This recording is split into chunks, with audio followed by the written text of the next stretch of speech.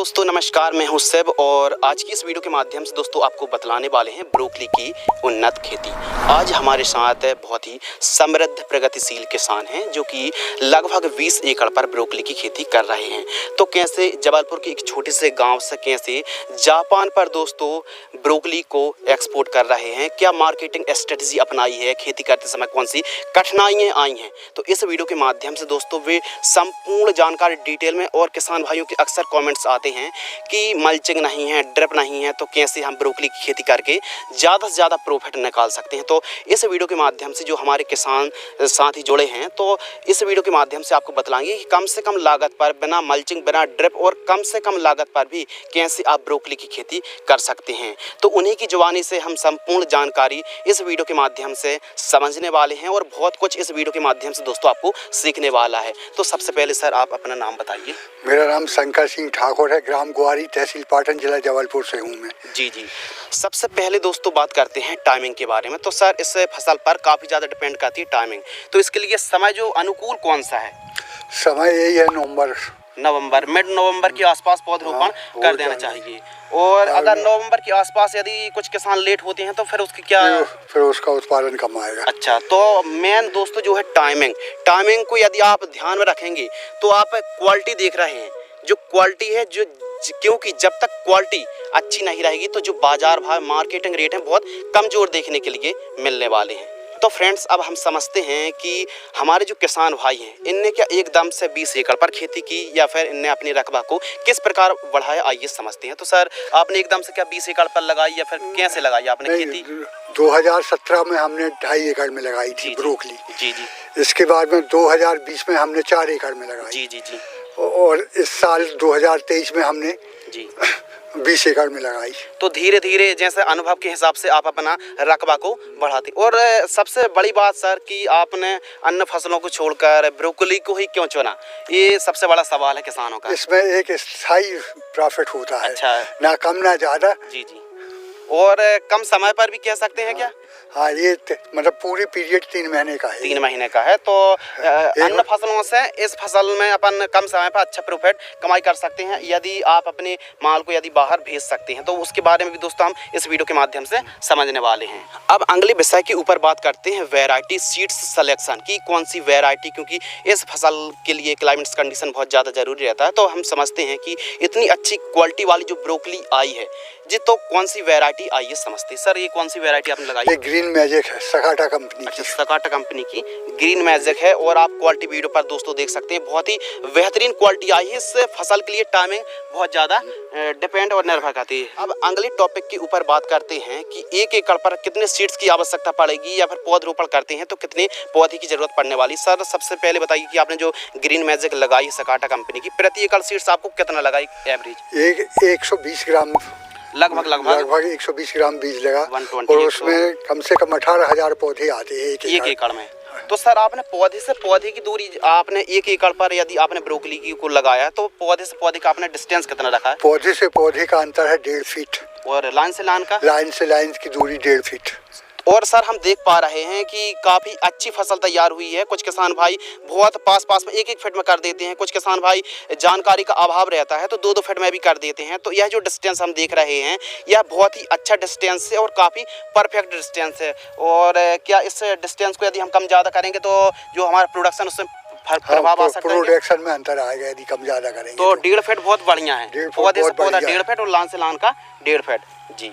अब farm preparation के ऊपर दोस्तों बात करते हैं, किस प्रकार फार्म तैयार किया जाता है। तो सर किस प्रकार खेत की तैयारी की? इसको खेत में हमने 3 जुताई की है। जी। और 1 बार रोटी चलाई। अच्छा, मिट्टी को भुरभुरी कराने वाले यंत्र जैसे रोटावेटर या फिर हैरो से भी अपन मिट्टी को भुरभुरी करा सकते हैं। पौधरोपण के समय जितनी मिट्टी भुरभुरी रहेगी उतना अच्छा रहेगा। भुरभुरी बना लो तो उसमें अच्छा रोपण होगा। जी। दोस्तों बात करते हैं प्लांटेशन और नर्सरी तैयार करने में कुल कितना समय लगता है। तो क्या सर इसकी डायरेक्ट हम बीजों की बुआई करते हैं या फिर पौधे हमको तैयार करने पड़ते हैं? नहीं, ये डायरेक्ट नहीं, मतलब ये आदमों से एक एक बीज डालना पड़ता है। ये 1 इंच बाई 2 इंच जी, मजदूर की मदद से मतलब पहले नर्सरी तैयार करनी पड़ते हैं। लाइन से लाइन की दूरी 2 इंच। अच्छा, और पौध से पौध की दूरी 1 इंच। जी जी, नर्सरी तैयार करने। और सर कितना समय लग जाता है नर्सरी तैयार करने में? नर्सरी तैयार करने के लिए वही 25 दिन लगते हैं। 25 दिन। और जब हम फील्ड पर पौधरोपण करते हैं खेत पर, तो क्या कौन सी सावधानी रखनी चाहिए और कौन कौन सी खादों को देना चाहिए? खाद इसमें DAP खाद देते हैं। जी जी। पोटास देते हैं। जी जी जी। और गोबर की खाद भी अगर गोबर की खाद यदि हो तो 1-2 ट्राली पर एकड़। अच्छा, कम भूमि उपजाऊ है और लग रहा है कि तो फिर आप गोबर की खाद 1 से 2 ट्राली खेत की तैयारी करते समय प्रयोग कर सकते हैं। फिर उसके बाद पौधरोपण अपन एक एक पौधे की पौधरोपण करेंगे। उसके बाद बस इसके बाद में सिंचाई शुरू हो जाती है। और इसके बाद में 20-25 दिन बाद में यूरिया शुरू हो जाता है। यूरिया और सल्फर। जी जी। तो जो फर्स्ट खाद है इसमें यूरिया और सल्फर 20-25 दिन की फसल होती है। जड़ों से 5 से 6 इंच दूर जड़ों के पास देकर प्रॉपर सिंचाई करना चाहिए। अगले विषय के ऊपर दोस्तों बात करते हैं कि ब्रोकली की जो फसल इतनी अच्छी क्वालिटी वाली यदि फसल आपको निकालना है तो जो वाटर मैनेजमेंट है, सिंचाई, उसको आपको काफ़ी ध्यान में रखना पड़ेगा। तो सर इसमें कितनी सिंचाई की आवश्यकता पड़ती? पहले तो आप ये बताइए कि क्या इस फसल को ज़्यादा सिंचाई की आवश्यकता है फिर कम? इसमें मतलब 10-12 दिनों में सिंचाई करते ही रहना चाहिए। अच्छा, रेगुलर। जी जी। हाँ। काफी ज्यादा भूमि डिपेंड करती है, लेकिन 10 से 12 दिनों के अंतराल पर किसान भाइयों आपको सिंचाई हो जानी चाहिए। खरपतवार कंट्रोल के ऊपर दोस्तों बात करते हैं कि यदि आप खरपतवार मुक्त फसल रखेंगे तो काफी स्वस्थ बढ़वार और काफी बढ़िया पैदावार देखने के लिए मिलेगी। तो सर इसका क्या आप खरपतवार नाशक स्प्रे करते हैं या फिर मजदूरों की सहायता से निराई गुड़ाई करते हैं? इसके हमने मजदूरों से कोल्फा चलवाया है। जी जी जी। बखर द्वारा 9 इंच की पास से जी जी कोल्फा जूत के और जीला करके चलवाया है। तो मजदूरों की मदद से आपको निराई गुड़ाई या फिर जो कोल्फा की व्यवस्था है तो उस हिसाब से आपको खरपतवार मुक्त फसल रखनी चाहिए। और साफ सफाई इस फसल में कितनी ज्यादा जरूरी है? इसके बाद में निराई करवाते हैं। बहुत ज्यादा जरूरी। निराई गुड़ाई सबसे निराई गुड़ाई ये कम से कम 15,000 रुपये एकड़ आ जाता है। अच्छा अच्छा, इस फसल के लिए। हाँ। जी। तो दोस्तों बात करते हैं स्प्रे शेड्यूल के बारे में। तो हमारे जो किसान भाई हैं काफ़ी बुजुर्ग हैं और काफ़ी अनुभव है, तो स्प्रे शेड्यूल के ऊपर बात करते हैं। इतनी अच्छी क्वालिटी वाली यदि ब्रोकली ला रहे हैं तो यह ऑर्गेनिक तरीके से खेती कर रहा है। अभी तक आप देख सकते हैं पूरी फसल पर कोई भी स्प्रे नहीं किया है। और यदि थोड़ी बहुत बीमारी का प्रकोप देखने के लिए मिलता है तो हल्की फुल्की फंगीसाइड, नॉर्मली फंगीसाइड से भी आ जाता है। अभी तक सर आपने कोई कीटनाशक का स्प्रे किया? नहीं किया, कोई भी कीटनाशक नहीं किया। जी जी। तो फसल एकदम स्वस्थ है और लगता नहीं है कि अब स्प्रे करना पड़ेगा? नहीं करना पड़ेगा। तो बिना स्प्रे के आप तो फसल बहुत बढ़िया क्वालिटी की निकाल रहे हैं।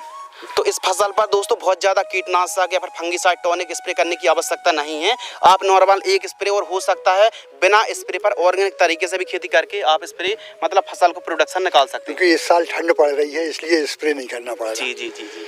तो ये बहुत अच्छी बात है। और बिना स्प्रे के ऑर्गेनिक तरीके से भी यदि आप जापान पर भेजते हैं तो फिर बहुत ही जैसे कीटनाशक दवाई हैं, फंगीसाइड, उनका बहुत ही कम स्प्रे किया जाता है और उसके बारे में हम डिस्कस करने वाले हैं। लागत के ऊपर दोस्तों बात करते हैं। यदि आप 1 एकड़ पर ब्रोकली की खेती करते हैं तो दोस्तों आपको बतला दें, किसान भाइयों की जुबानी सुनते कितनी सर लागत आने वाली है 1 एकड़ पर? 1 एकड़ पर टोटल सिंचाई समेत कम से कम 50,000 रुपये एकड़। जो भी खाद है, मजदूर, खाद, निराई गुड़ाई सब कुछ 45-50 हज़ार की लगभग 1 एकड़ में लागत तो लग ही जाती है। और लाइफ साइकिल तो जो पहली कटाई है या जो इसकी टोटल लाइफ साइकिल है, यदि हम प्लांटेशन से बात करें तो कितने दिन की यह फसल है टोटल? ये टोटल है 90 से 100 दिन की फसल। 90-100 दिन के आसपास की लाइफ साइकिल, लगभग 2.5-3 महीने, 3 महीने तो मान ही लो इस फसल के लिए। 3 महीने के आसपास का समय दोस्तों लग जाता है। बात कर लेते हैं मार्केटिंग भाव। तो जो हमारे किसान भाई हैं कंपनी से कांटेक्ट है और कंपनी का जो कांटेक्ट है वो सीधे जापान से है। तो अभी जो आपका जो कटाई होने वाली, शायद कल आपकी जो हार्वेस्टिंग होने वाली, तो अभी जो कंपनी है वो क्या रेट खरीदने वाली है आपसे? कंपनी 2,000 रुपये क्विंटल खरीदेगी। अच्छा, 20 रुपये केजी के आसपास का है। दोस्तों मार्केटिंग स्ट्रेटेजी के ऊपर बात करें कि जैसे हमारे जो किसान भाई हैं इनका संपर्क सीधे कंपनी से, तो सर जो कंपनी है वो कौन सी कंपनी है? भानु फार्म है। हाँ जी। और वो सीधे जापान अपना सप्लाई करते हैं। तो 20 रुपये केजी के आसपास का भी किसानों से। और यदि एक नया किसान करना चाहे तो मार्केट को समझकर, क्योंकि इस फसल पर मार्केट में कोई वैल्यू नहीं। अच्छा, तो यदि आपका कांटेक्ट है और यदि व्यापारी वैसे मिलते हैं तो फिर आप इसके रकबा को बढ़ा सकते हैं ब्रोकली खेती कर। बगैर कांटेक्ट के ये खेती करे ही ना कोई भी। अच्छा अच्छा, तो संपर्क होना बहुत ज़्यादा जरूरी है यदि आप ज़्यादा लाभ कमाई करना चाहते हैं तो। इन्हें कोई भी कंपनी से या किसी से भी कांटेक्ट होना चाहिए, नहीं तो मार्केट में तो आपकी आधा एकड़ की भी ब्रोकली नहीं बिकेगी। तो कहने का मतलब ये है कि लोकल मंडी पर कैसी डिमांड है वो पहले आपको स्ट्रेटेजी अपनाना है, पहले अध्ययन करना है, स्टडी करना है और उस हिसाब से फिर ब्रोकली को आपको धीरे धीरे बढ़ाना है। ऐसा नहीं कि हमने बताया कि किसान 20 एकड़ पर कर रहे हैं तो आप भी 20 एकड़ पर कर लो। इसका मतलब ये है दोस्तों कि आप धीरे धीरे अपने रकबे को बढ़ा सकते हैं। यदि मार्केटिंग में यदि डिमांड है तो उस हिसाब से आप अपना सकते हैं, स्ट्रेटेजी को अपना सकते हैं। दोस्तों बात करते हैं प्रोडक्शन के बारे में, यील्ड, क्योंकि सबसे ज़्यादा महत्वपूर्ण विषय है उत्पादन। यदि आप ठीक तरीके से सिस्टमिक तरीके से खेती करते हैं तो सर 1 एकड़ में कितना उत्पादन तक निकलता है? एक उत्पादन में 40 से 55 क्विंटल तक हो सकता है। 40 से 55 तक क्विंटल हो सकता है। और फ्रूट के अपने ऊपर है कि साइज किस प्रकार आप अपन तैयारी कर रहे हैं, सिंचाई कर रहे हैं, किस प्रकार फर्टिगेशन शेड्यूल चला रहे हैं, ये काफ़ी ज़्यादा डिपेंड करता है। फर्टिगेशन में किसान ने बताया है कि ये यूरिया है, सल्फर है, माइक्रोन्यूट्रिएंट, इन खादों को आपको निराई गुड़ाई करके प्रयोग करना चाहिए। दोस्तों बात करते हैं प्रॉफिट के ऊपर कि 1 एकड़ में आप ब्रोकली की खेती करते हैं तो लागत को काट कर कितना प्रॉफिट हो सकता है? तो सर लागत को काट कर कितना प्रॉफिट? लागत को काट के इसमें वही 40 से 50 हज़ार रुपया एकड़ प्रॉफिट हो सकता है। अच्छा, मात्र 90 दिनों पर। जैसे जैसे आप रकबे को बढ़ाएंगे तो फिर जो आपका बेनिफिट परसेंटेज है वो बढ़ने वाला है। और सर आप क्या सजेशन देना चाहेंगे जो किसान भाई सामने से देख रहे हैं तो उनको क्या इसके बारे में बताना चाहेंगे ब्रोकली की खेती के बारे में? ब्रोकली की खेती कॉन्ट्रैक्ट बेसिस पे की जाए, मार्केट में इसकी कोई वैल्यू नहीं है। अच्छा, कॉन्ट्रैक्ट यदि आपका हो गया तो आप बेच पाएंगे, नहीं तो आप मार्केट में नहीं बेच पाएंगे। अच्छा, तो मार्केटिंग अध्ययन स्ट्रेटेजी करना बहुत ज़्यादा जरूरी है। तो दोस्तों आज की इस वीडियो के माध्यम से आपको बतलाया एक समृद्ध, खुशहाल और काफ़ी प्रगतिशील किसान से आपको मिलवाया और उनका जो अनुभव है काफ़ी लंबे समय से 20 एकड़ पर आप देख सकते हैं कितनी क्वालिटी वाली ब्रोकली की खेती कर रहे हैं, काफ़ी अच्छा प्रोडक्शन निकाल रहे हैं। तो आप भी ब्रोकली की खेती कर सकते हैं और काफ़ी अच्छा लाभ कमाई कर सकते हैं। उम्मीद करते हैं दोस्तों इस वीडियो से आपको कुछ नया, नॉलेजेबल, इंटरेस्टिंग सीखने के लिए जरूर मिला होगा। यदि आपको यह वीडियो पसंद आती है तो वीडियो को लाइक करें। धन्यवाद।